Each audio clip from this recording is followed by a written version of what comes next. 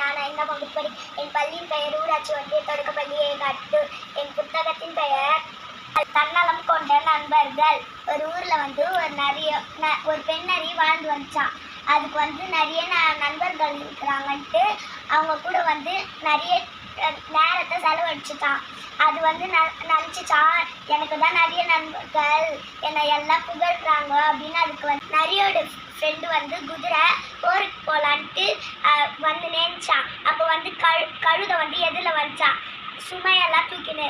அப்போ குதிரை சொல்லிச்சா, நான் பாரு போருக்கு போகிறேன், நீ வழி விடு, சுமையெல்லாம் தூக்கினுக்கிறேன் அப்படின்னு சொல்லிச்சான். அப்புறம் ஒரு நாள் குதிரை போருக்கு போயிட்டு வரும்போது போர் வீரர் அடிபட்டு மேலெல்லாம் குதிரை மேலே சும்மா பையெல்லாம் தூக்கின்னு பத்துன்னு வந்துருக்கிறாராம். அப்போ கழுதை சொல்லிச்சா, நீ அன்னைக்கு என்னை இப்படி சொன்னியே, நீ பாரு இப்போ சும்மா தூக்கின்னு வர, தள்ளிப்போ அப்படின்னு சொல்லிச்சான்.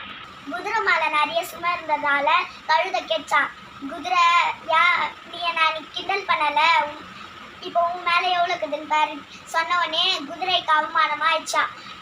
அப்படியே தலையை கீழே குஞ்சுன்னு ஓரமாக வந்துச்சா. இதுலேருந்து என்ன தெரியுது, தன்னலமாக இருக்கக்கூடாது.